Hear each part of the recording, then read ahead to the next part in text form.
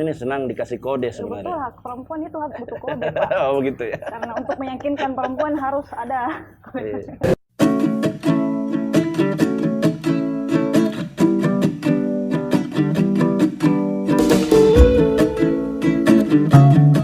Halo teman-teman semua, teman-teman penyelenggara. Ketemu lagi dengan saya Gunawan Mashar, anggota KPU Makassar. Di obrolan kita Notula Pemilihan. Jangan lupa subscribe, jangan lupa juga bunyikan loncengnya supaya video-video kita kami terus berjalan terus ya. Kali ini saya bersama Ibu Nur Hairiah ya. Ibu Nur Hairiah ini adalah Kasubag KPU Makassar Divisi Teknis. Beliau ini salah satu think tank saya di KPU Makassar, Bu Ria. Bagaimana kabar, Bu Ria? Sehat ya? Alhamdulillah baik, Pak. Oh, sehat ya. Alhamdulillah, harus baik. Bagaimana kesibukan? Saya kira sekarang tahapan mulai padat ya, mulai banyak kegiatan beririsan semua. Masih ada waktu misalnya liburan dan sebagainya? Kalau liburan pasti sudah tidak ada, Pak. Sudah tidak ada ya? Karena Sudah kita padat ya? membidangi 2 divisi ya, Iya. itu setengah mati minta ampun, Pak. Makanya kita harus sehat, stamina harus dijaga karena memang tahapan memang sedang berjalan dan memang kita harus menjaga kondisi. Ya, berarti vitamin sudah banyak disiapkan ya? Kurang, Pak.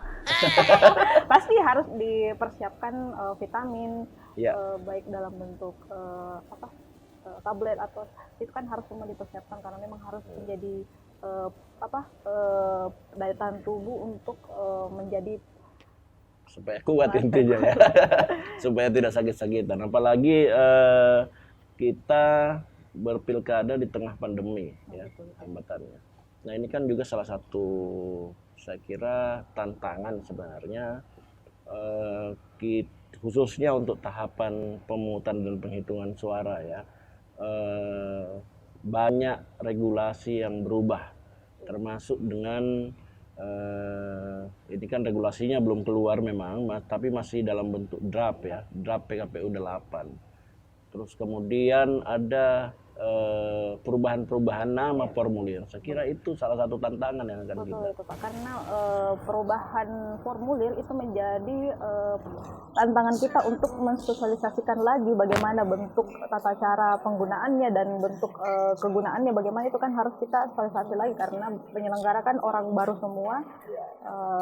Otomatis BIMTEK memang ini harus berjenjang dan harus betul-betul efektif penyampaiannya ke penyelenggara sampai tingkat KPPS. Kendala sebenarnya, tantangan. Iya, tantangan betul itu, Pak. Harus kita hadapi, Harus. tetap harus dihadapi dengan senyuman ceritanya. Beberapa yang berubah misalnya seperti cek plano Ya. yang identik misalnya di kepalanya, apalagi untuk penyelenggara-penyelenggara yang sudah pengalaman. Yang teringat di mereka adalah cek plano misalnya, satu plano ya. Kemudian sekarang kan berubah menjadi C hasil ya. hasil. Nah, yang hilang itu sepertinya yang C kecil, Bu Ria ya. C1 sudah tidak ada, apalagi yang kecil sekarang sudah C hasil dalam bentuk plano. Ya. Kemudian begitu pula dengan saat rekap ya. Ya. Saat rekap ini juga perlu diketahui oleh teman-teman penyelenggara nantinya, khususnya di tingkat kelurahan, di tingkat kecamatan, untuk plano D di saat rekap itu ada. Tapi hasilnya yang tidak Dari ada. aplikasi rekap. Ya, berarti itu udah dipoto ya. Dipoto. Nah, yang salinannya yang tidak ada. Ini juga sebenarnya banyak manfaatnya. Salah satunya adalah karena penyalinan dari plano ke C hasil ya, C pom itu sudah tidak ada. Plano ke kecil ya, D kecil ya, itu tidak ada. Itu juga sebenarnya memangkas potensi-potensi kecurangan misalnya kalau oknum-oknum yang biasanya ada saja misalnya penyelenggara, oknum-oknum penyelenggara yang misal menyalin dari plano ke salinan kecil, kemudian merubah angkanya itu alhamdulillah bisa dipangkas. Nah, selain C hasil, apalagi yang berubah? Perubahannya itu C pemberitahuan. Dulu kan undangan, sekarang itu C pemberitahuan, C pendamping, C daftar pemilih. Itu sudah form-formnya sudah berubah dengan perubahan regulasi terbaru, perubahan dari PKPU 8 2018. sepertinya menghilangkan Ya, kode-kode ya. kode-kodenya lebih menjelaskan, lebih detail ya. daftar pemilih. Berarti pendamping. formulir sekarang tidak suka kasih kode sebenarnya betul. Bu Ria ya. Dulu kan C1 insert Kalau hasil. Bu Ria kan ini senang dikasih kode Betul, sebenarnya. hak perempuan itu harus diketahui. Oh begitu ya. Karena untuk meyakinkan perempuan harus ada. Berarti harusnya lebih suka yang ada kodenya Bu Ria ya. Betul Pak, supaya kita mudah memahami kalau ada kode-kode untuk menyampaikan form. Kadang ada sesuatu yang tidak perlu disampaikan lengkap cukup dimengerti ya. Pak ya. Cukup dimengerti. Iya. Berkaitan dengan hati itu Pak. Iya. Sekarang kita masuk lagi di soal perencanaan ya. Tadi kita sudah berbicara mengenai perubahan-perubahan nama, termasuk juga di C6 tadi yang berubah C6 sekarang menjadi C Pemberitahuan. Ada beberapa hal yang berubah di C pemberitahuan ya. Saya lihat karena ini pandemi, salah satu upaya untuk menerapkan protokol COVID di TPS di C pemberitahuan itu sudah diberitahu memang ya. Diurai, ada penyampaiannya memakai masker sama di C pemberitahuan itu sudah ada di catatan kaki itu penyampaian bahwa harus memakai masker pada saat membawa C pemberitahuan. Masker dan satu lagi pulpen juga. Oh iya, membawa pulpen masing-masing Ya, karena tidak boleh bertukar-tukar dan mengganti pulpen karena itu sebenarnya kalau pedagang ini bisa membaca potensi ini ya, penjual pulpen itu bisa nongkrong nanti di TPS ya.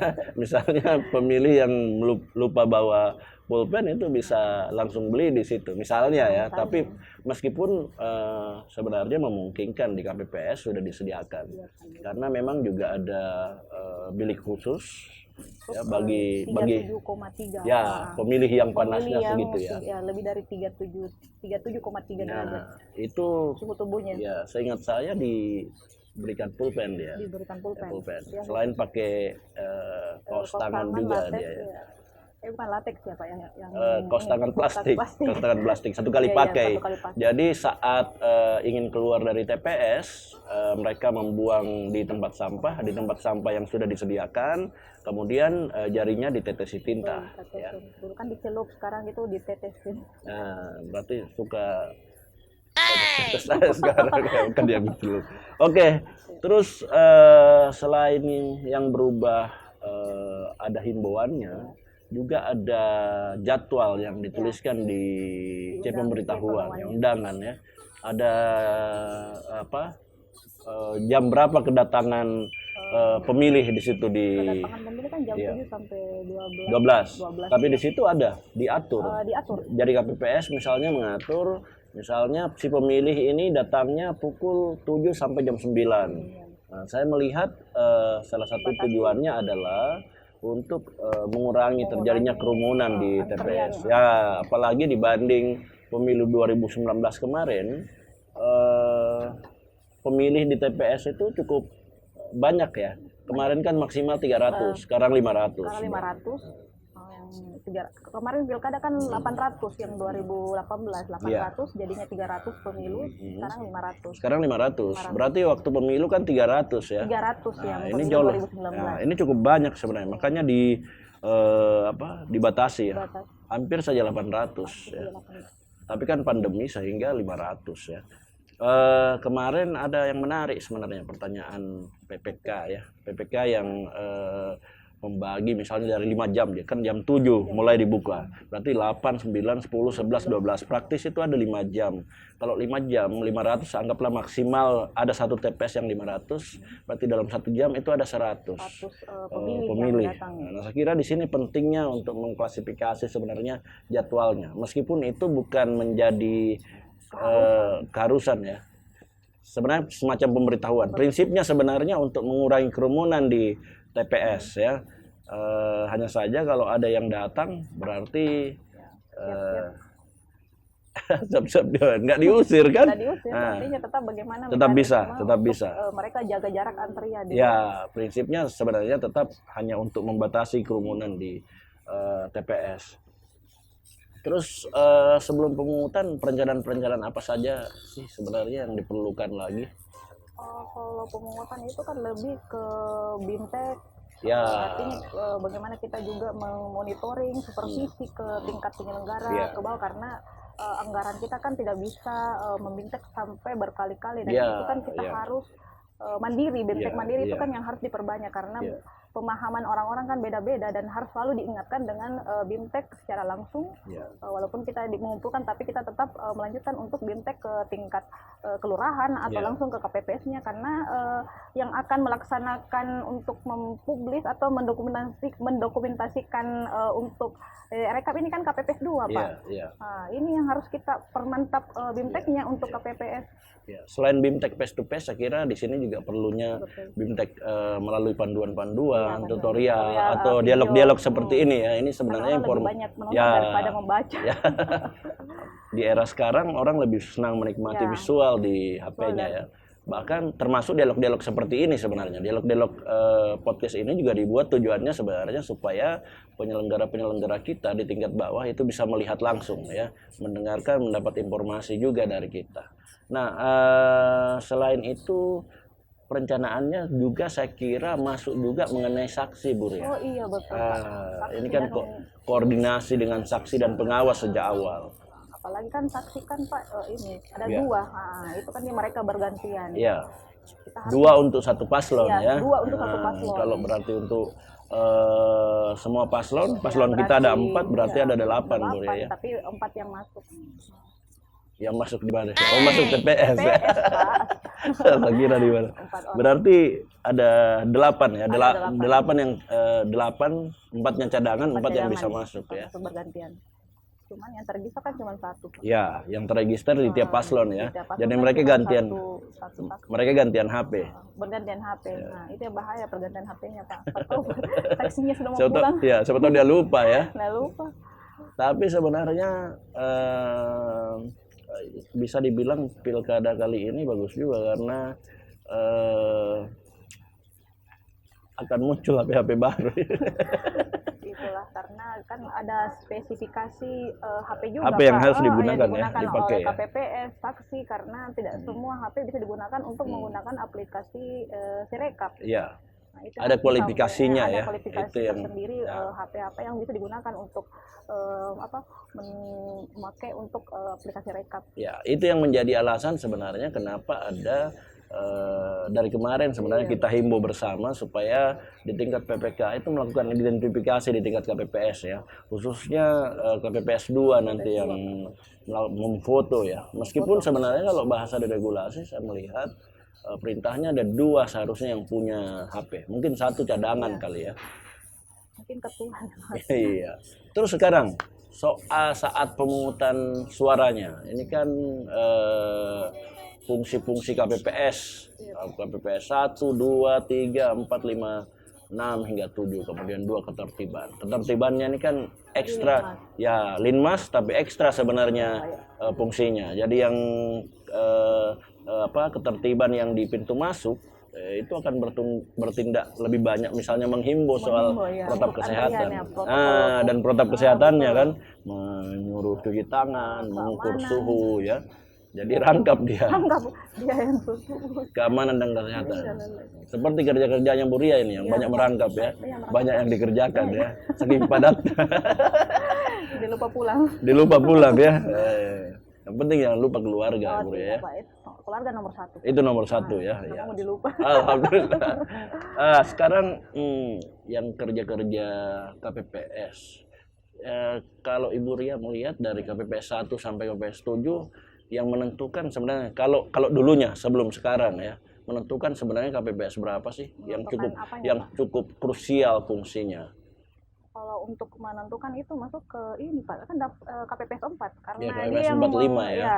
Karena dia yang mengecek langsung ke DPT apakah dia dia masuk dalam DPT atau ini masalahnya karena kan dia harus membawa juga KTP selain C pemberitahuan, dia harus juga menyertakan membawa KTP pada saat hari H. Berarti sebenarnya yang harus tertib dan aktif adalah KPPS 4 dulu. Kalau KPPS 4-nya oke, sebenarnya keseluruhan TPS masuknya kan KPPS 4. Ya. Kalau KPPS 4-nya dan KPPS 5 siap, berarti TPS itu bisa dibilang 50 atau 60% udah oke ya. Karena orang masuk kan melalui KPPS 4 Kalau dan bisa, 5. karena kebanyakan yang kita lihat waktu pemilu 2019 misalnya, banyak KPPS 4 yang terlalu terburu-buru. Misalnya Supaya ada cepat selesai, Pak. ya ada pemilih yang masuk yang dilingkari hanya DPT-nya, padahal misalnya harus absen terlebih Harus dahulu. absen, dia harus mengisi C daftar hari Ya, dulu, karena itu menyisinkronnya yang Ya. antara daftar hadir dengan DPT yang hadir. Ya, Jadi kalau harus lingkari. sebenarnya kuncinya di TPS kalau tertib administrasinya di absen, kemudian penulisan nama untuk pemilih DPTB, DPK kemarin ya. Meskipun sekarang kan sudah tidak ada DPK ya. Tidak ada DPK itu sekarang berubah nama menjadi DPTB. DPTB. Dia. Nah, selain KPPS 4, saya kira yang akan berubah dengan adanya Sirekap juga KPPS 2 ya. Saat pemungutan barangkali enggak, tapi saat penghitungannya ya, Sirekap ya. Nah, kemudian kita masuk ini di pemungutannya. Bukan pemungutan, penghitungannya, di Pak. penghitungannya. Kalau kemarin kan sangat banyak plano yang ditempel ya. Sekarang paling 3. Sebenarnya 1 plano, cuman kita serak lagi supaya gampang dipoto. Hanya 3 lembar sebenarnya.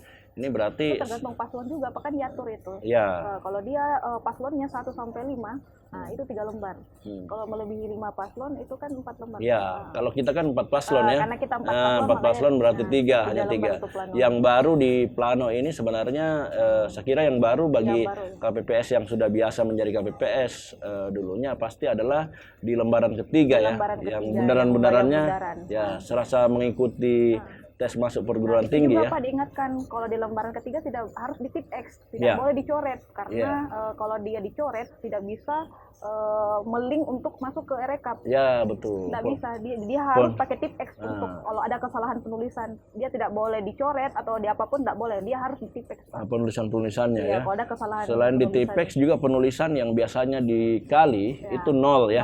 0 ya. Kemudian kalinya juga dari hasil simulasi Sirekap kita kalinya tuh harus utuh satu kotak ya. Kotak tidak boleh keluar.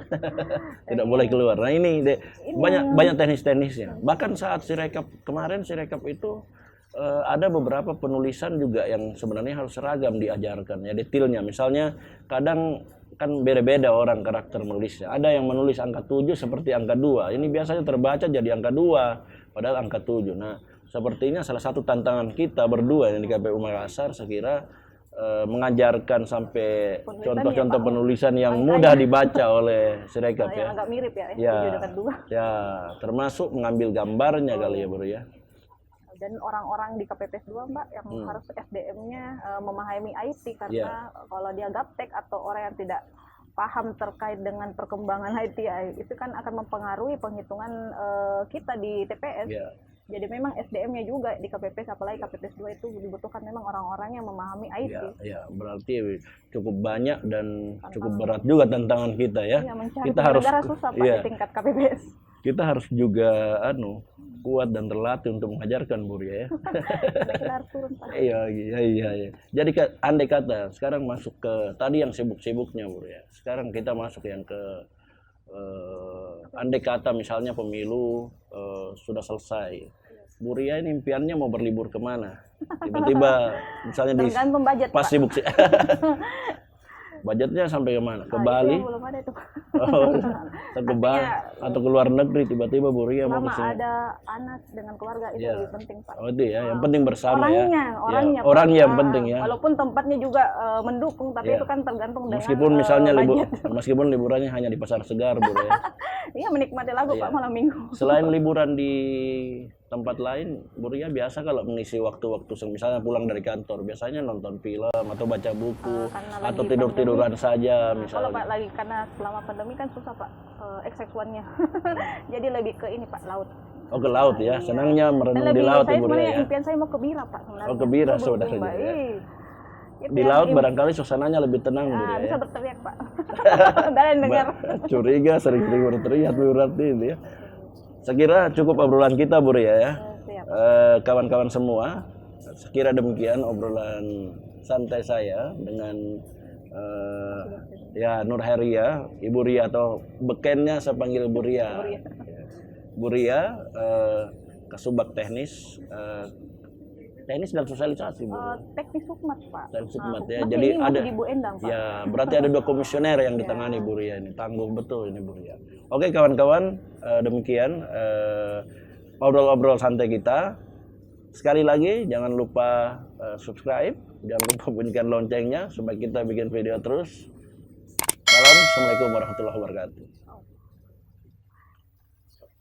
Ini anak pemula apa jadi